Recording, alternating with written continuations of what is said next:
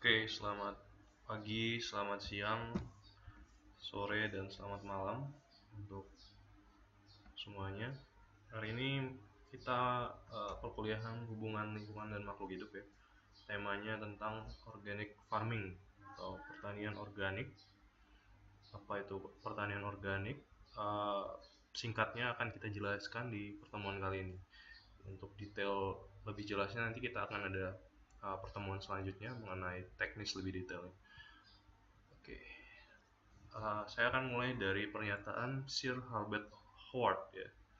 Jadi Sir Albert Howard ini adalah seorang uh, botanis atau ahli botani ya, ahli botani atau tanaman, ilmu tanaman.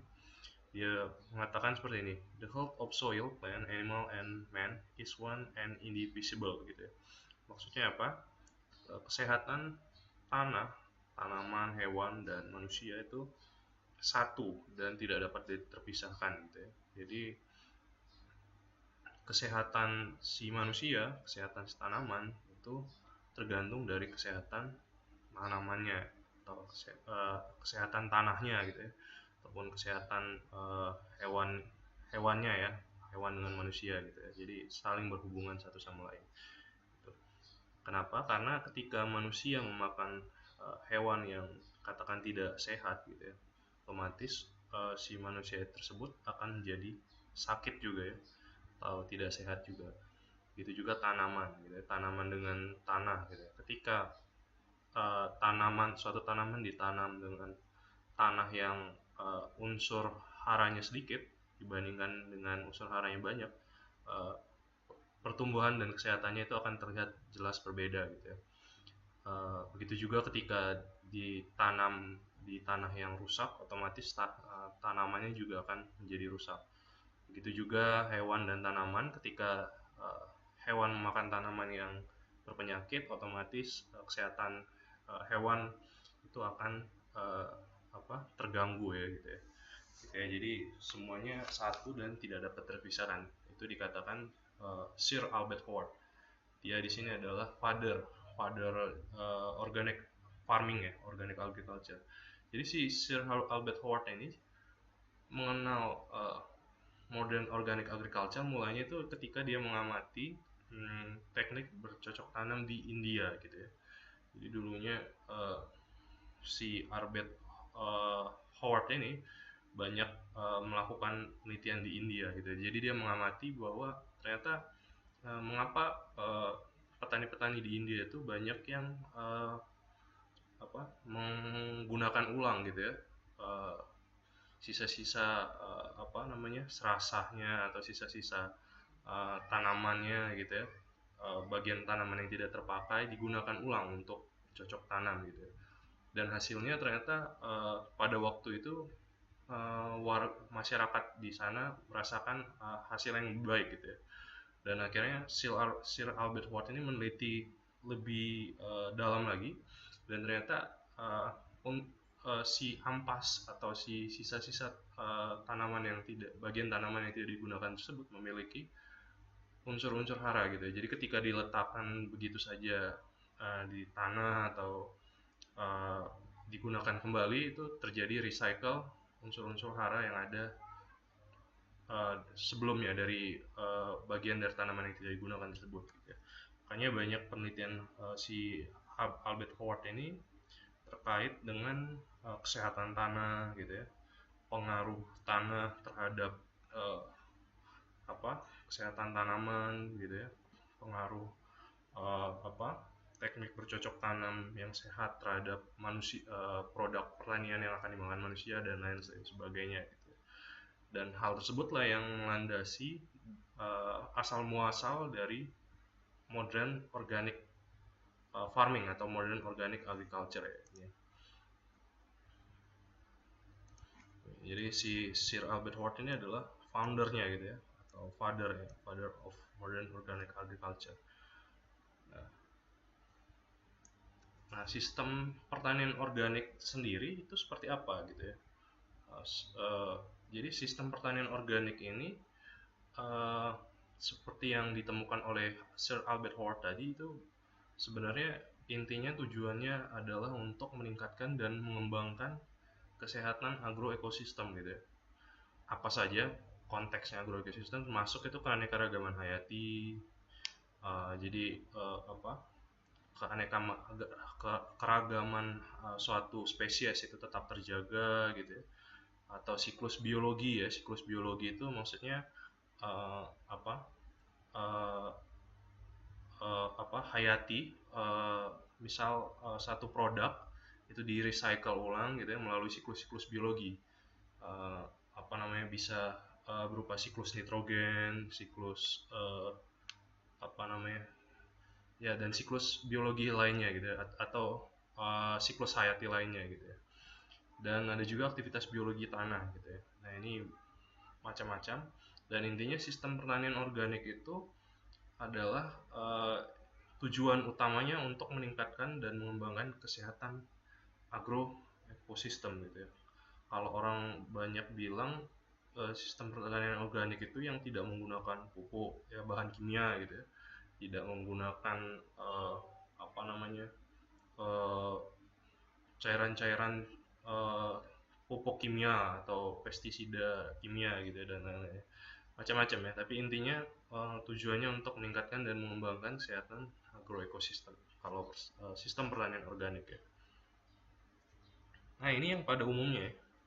Pada umumnya organic farming ini tidak menggunakan agrochemical. Agrochemical apapun itu ya, misal pestisida kimia atau pupuk kimia dan lain sebagainya ya. Lalu ada rotasi tanaman gitu ya. Jadi tidak hanya monoculture ya. Jadi apa mus, uh, musim ini tanamannya apa, musim selanjutnya tanaman apa, dan lain-lain sebagainya. Lalu non synthetic fertilizer. Nah, ini non synthetic fertilizer ini bukan pupuk kimia, tidak menggunakan pupuk kimia gitu ya, tapi menggunakan pupuk organik gitu ya. Bisa berupa dari sisa-sisa tanaman, bisa berupa dari kotoran hewan dan lain-lain sebagainya gitu ya. Lalu mengurangi penggunaan sumber daya yang tidak dapat diperbaharui ya.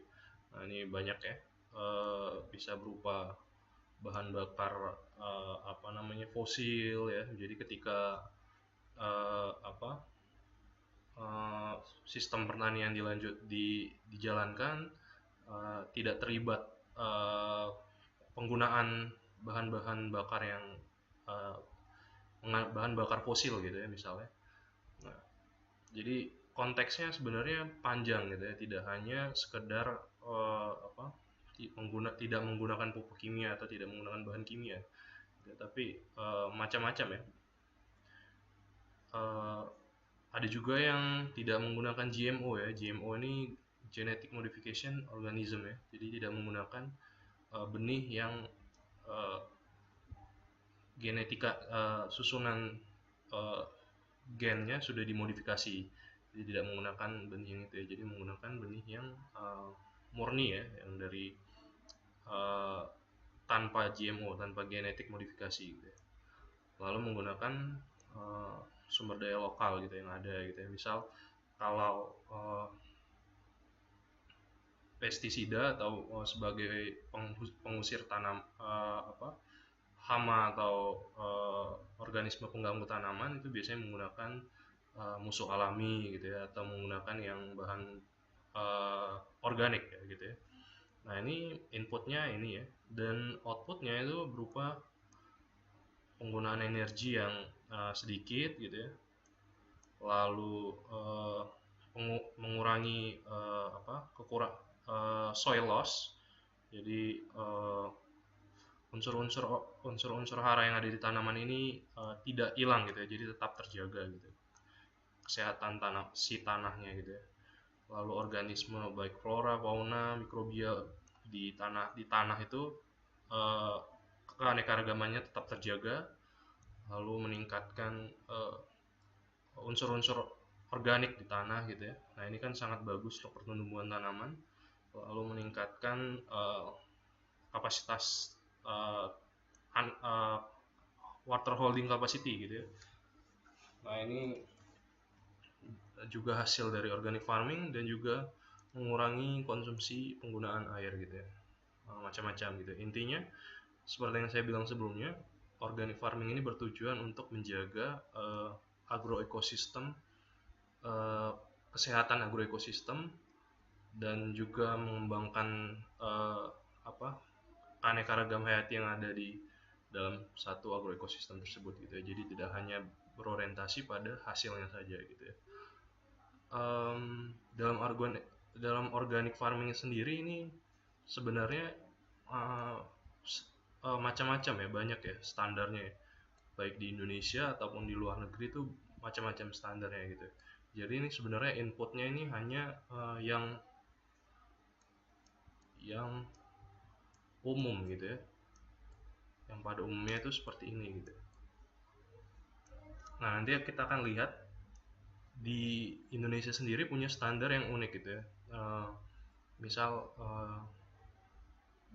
jarak waktu tanamnya itu harus harus berpisah gitu ya. Misal tanam ketika musim panas harus tanaman semusim, lalu nanti tanaman lainnya gitu ya, tanaman jenis lainnya. Nah itu ada ya, nanti kita akan lihat. Jadi macam-macam. Jadi namun pada umumnya ya seperti ini gitu ya, input yang diberikan dalam organic farming gitu ya. Nah ini yang umumnya kan kalau dari segi pupuk biasanya itu menggunakan pupuk organik atau pupuk alami gitu ya. Nah kalau yang konvensional atau yang non organik gitu ya, menggunakan pupuk kimia sintetik gitu ya. Nah sebenarnya eh, seperti yang dikatakan Sir Albert Howard tadi ya di awal, kenapa kita kedengarannya seperti anti dengan pupuk kimia atau pestisida kimia dan lain-lain yang berbau kimia gitu ya. Nah itu jadi sudah kita jelaskan, sudah kita bahas juga ya di pertemuan awal bahwa si residu atau sisa-sisa produk atau sisa-sisa bahan kimia yang ada di dalam produk hasil pertanian tersebut nantinya itu akan bisa terakumulasi dalam tubuh kita gitu ya. Nah, dan uh, penemuan unsur-unsur atau uh, bahan-bahan kimia yang ada dalam tubuh kita ini sangat berbahaya gitu ya, dapat menyebabkan banyak penyakit gitu ya. Makanya sangat berbahaya menggunakan pupuk kimia sintetik gitu ya. Ya meskipun pada umumnya produk-produk bahan hasil pertanian yang ada di pasar ini sebenarnya sudah banyak yang menggunakan pupuk kimia juga ya. Kan kalau yang di pasar-pasar pagi atau pasar-pasar pada umumnya itu sangat sedikit ya yang menjual produk organik ya. Kebanyakan misal beras yang konvensional gitu ya dan lain-lain ya. Nah misal kita lanjut, misal dalam pembasmian hama. Pembasmian hama ini yang organik biasanya menggunakan pestisida alami gitu ya, atau menggunakan musuh alami. Nah musuh alami ini kan sudah kita bahas ya di pertemuan sebelumnya. Jadi misal ada satu organisme yang menjadi pengganggu, yang menjadi hama dalam satu agroekosistem. Nah ketika dipertemukan musuh alaminya, si hama yang menjadi pengganggu dalam satu agroekosistem tersebut nantinya akan dimakan oleh musuh alaminya gitu ya. Nah ini sudah kita bahas. Lalu ada perlakuan fisik. Nah perlakuan fisik ini bisa kalau gulma gitu ya atau rumput liar itu dicabut secara manual gitu ya. Ada juga yang menggunakan api gitu ya. Biasanya kan ada yang dibakar gitu, atau ya dibajak gitu ya dan lain-lain ya, intinya menggunakan perlakuan fisik. Nah kalau yang konvensional biasanya ini sangat mudah dan cepat gitu ya, tinggal semprot menggunakan knapsack ya, yang pompa yang biasa dibawa petani yang digendong itu ya, tinggal pompa lalu semprot spray dan selesai gitu ya. Hamanya juga hilang gitu dalam waktu singkatnya. Tapi perlu kita ingat lagi bahwa sisa-sisa bahan kimia tersebut akan terus menempel gitu ya, menempel, dan residu kimia tersebut ketika dikonsumsi sangat berbahaya gitu ya. Lalu ada benih. Nah pada benih biasanya menggunakan benih yang non GMO. atau genetic modification organism ya. Kalau yang konvensional ini banyak menggunakan GMO karena biasanya kan kalau petani atau pelaku usaha petani kan orientasinya biasanya adalah uh, hasil produk gitu ya, semakin banyak semakin baik gitu ya. Nah biasanya peneliti-peneliti ini membuat bagaimana caranya satu tanaman tersebut memiliki nilai jual yang tinggi melalui produktivitas yang tinggi gitu ya. Misal kalau dalam benih padi misalnya hanya bisa dalam satu tahun hanya bisa 6 katakanlah 6.000 ton ya satu tahun. Nah si peneliti ini memikirkan bagaimana caranya bisa mengubah satu benih padi yang dalam satu tahun itu bisa menjadi 60.000 gitu ya, 10 kali lipatnya yang lebih banyak gitu ya. Nah lalu dilakukanlah modifikasi genetik gitu ya. Nah sebenarnya ini pro kontra ya, di beberapa negara ini ada yang uh, mentolerir gitu ya, atau memberikan atau mengizinkan gitu ya untuk uh, menggunakan benih GMO dalam kondisi tertentu gitu ya. Ada juga yang sangat strict atau sangat ketat, tidak boleh sama sekali menggunakan uh, benih GMO gitu ya. Nah ini setiap negara mempunyai peraturan tentang GMO-nya masing-masing gitu ya, banyak beda-beda gitu ya. Nah ini ketika kenapa di GMO ini dilarang gitu ya. Nah ini GMO ini sebenarnya bagus ya untuk meningkatkan produktivitasnya semakin tinggi gitu. Namun biasanya ada efek sampingnya gitu ya. Uh, ya sama kalau di film-film yang Jurassic Park gitu ya, yang modifikasinya di genetik yang dimodifikasi kan ada dampaknya gitu ya. Nah kalau di kegiatan pertanian biasanya macam-macam ya. Misal ketika apa produktivitasnya banyak, misal dia bisa mengganggu tanaman lain gitu ya, membuat apa namanya unsur haranya jadi lebih banyak gitu ya, yang terserap dari tanaman lain, misal ketika disandingkan ya gitu ya. Jadi misal padi, jagung sebelahan gitu ya, misalnya. Nah, misal bisa merusak gitu ya tanaman sebelahnya misalnya, atau juga bisa merusak apa uh, diversitas atau keanekaragaman dalam satu agroekosistem ya gitu ya. Misal ketika hama atau bukan hama ya, katakanlah suatu organisme atau serangga ya, ketika mendekati tanaman GMO tersebut, uh, dia mendadak mati gitu ya, atau mendadak keracunan gitu ya. Nah itu bahayanya seperti itu ya, macam-macam ya. Jadi biasanya ada dampak negatifnya gitu. Begitu juga tanaman GMO ini biasanya kalau produktivitasnya tinggi, misal dalam hal bijinya gitu ya. Nah biasanya daunnya lebih kecil gitu ya. Tahu batangnya kurang kuat gitu ya, dan macam-macam ya. Jadi biasanya ada efek sampingnya. Nah ini yang pada umumnya biasanya ada 3 ini ya. Namun secara teknis detailnya ini banyak ya kalau organic farming dan konvensional farming. Nanti akan kita lihat contohnya ya. Nah ini kalau kalian di supermarket ada labelnya biasanya. Nah misal kalian ada satu botol gitu ya, satu botol diberi label uh, awas racun gitu ya. Padahal isinya teh manis atau kopi gitu ya. Nah, otomatis kalian tidak mau gitu kan untuk membeli suatu produk tersebut ya. Dan begitu juga organik ya, produk organik ini. Untuk membedakan mana produk organik mana tidak itu biasanya diberi label gitu ya. Jadi si pembeli juga tahu bahwa ini produk organik, ini enggak gitu ya. Ya meskipun kadang kita tidak tahu secara detail ya, apakah ini ditanam secara organik atau tidak gitu ya. Namun biasanya label ini sudah menandai atau menandai bahwa produk tersebut telah organik atau belum gitu ya. Nah ini misal produk-produk organik ini harganya beda ya. Produk yang sudah dibeli label satu sertifikasi itu akan meningkatkan nilai jualnya gitu ya.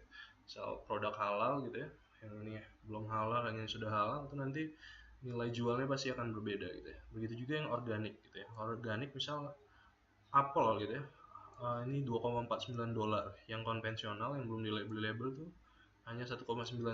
Nah ini bedanya sekitar hampir 1 dolar ya. 1 dolar itu sekitar berapa, 15.000 ke 17.000 rupiah gitu ya.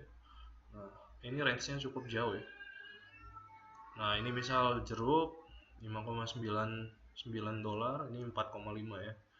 Nah, macam-macam ya, namun relatif perbedaannya 1 ke 2 dolar gitu ya. Dan itu cukup signifikan. Kalau satu produknya misal hanya 1 kilo gitu ya, itu mungkin tidak terlalu signifikan gitu. Tapi kalau jumlah produknya sudah sampai bertonton, nah itu sangat sangat signifikan ya keuntungannya gitu ya, yang dihasilkan produk-produk organik gitu ya. Ini beberapa lembaga sertifikasi organik yang ada di Indonesia. Nah ini logo organik yang dikeluarkan oleh Komite Akreditasi Nasional, KAN ya. Itu biasanya untuk yang sertifikasi produk. Nah, ini secara umum ini ya logonya gitu ya. Namun mungkin beda perusahaan beda lagi mempunyai logo tersendiri gitu ya. Nah misal ada beberapa perusahaan seperti lembaga sertifikasi Sukovindo, Mutu Agung, Mutu Agung Lestari atau MAL, Organic Innovis, Biocert, Esos, Persada gitu ya. Macam-macam gitu ya. Jadi banyak lembaga sertifikasi organik yang ada di Indonesia yang mampu mensertifikasi suatu produk gitu ya. Misal kalian punya satu uh, katakanlah kalian jualan apel gitu ya, kalian ingin memberi label organik, nah kalian harus diuji dulu ya sertifikat untuk mendapatkan sertifikasi organik ya. Biasanya ada ujinya, lalu ketika diuji dan ternyata produk kalian layak, maka kalian mendapatkan sertifikasi organik gitu ya. Nah ini misal ini contoh salah satunya dari SNI nomor berapa nih? 6729 2016 ya, tentang sistem pertanian organik gitu ya. Nah ini Badan Standar Nasional, sorry tadi bukan KAN ya, tapi BSN ya ini ya keluarinnya. Nah misal contohnya ini ya, konversi lahan. Jadi persyaratan sistem pertanian organik, sorry sebelumnya ini banyak ya, tidak hanya tanaman tapi ada juga ternak, ada juga nanti di bawahnya itu adalah madu, lebah penghasil madu dan lain-lain ya. Nah ini kita coba lihat yang tanaman gitu ya, tanaman segar dan produk tanaman. Nah ini tanaman segar ini harus ada konversi gitu ya. Jadi ketika lahan mulanya itu ditanam tanaman tahunan, nanti ketika mau diubah ke tanaman semusim, nanti konversinya ini ada masanya ya. Misal nih 2 tahun sebelum tabar benih untuk ditanam semusim gitu ya. Tahun sebelum panen pertama untuk tanaman tahunan dan lain-lain gitu. Ini konversi ya, konversi lahan. Misal yang paling sering, nah ini ya, kolam penampungan juga diatur ya gitu ya.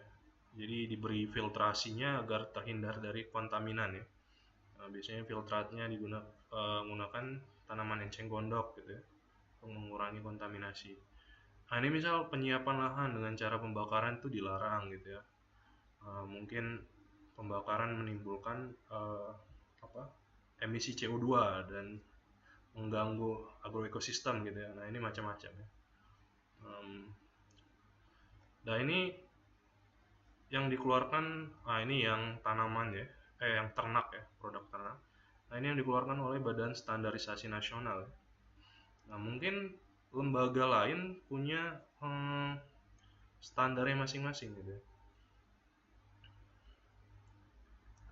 Nah, misal kotoran ternak ini harus dari ternak yang dibudidayakan secara non organik atau ternak yang diberi pakan GMO, ini juga dibatasi ya. Nah ini dilarang dibatasi maksudnya berarti bahan yang dilarang untuk digunakan untuk penyubur tanah. Jadi maksudnya ketika si ternak ini diberi pakan yang GMO, misal katakan pakan ternak kan biasanya rumput ya, rumput yang di genetiknya dimodifikasi pun dilarang ya. Kotoran ternak tersebut dilarang digunakan sebagai pupuk. Jadi ketika ada pupuk yang berasal dari kotoran ternak yang ternaknya makan pakan dari GMO, nah itu dikatakan belum dapat dikatakan produk organik nanti ya gitu ya. Jadi macam-macam ya. Ini bisa dibaca nanti sendiri um, dan lain-lain. Nah ini terkait dengan uh, simbol ya, simbol organik Indonesia ya. Oke, mungkin itu saja untuk penjelasan singkat terkait organic farming. Teknik detailnya mungkin akan kita bahas di pertemuan selanjutnya. Terima kasih.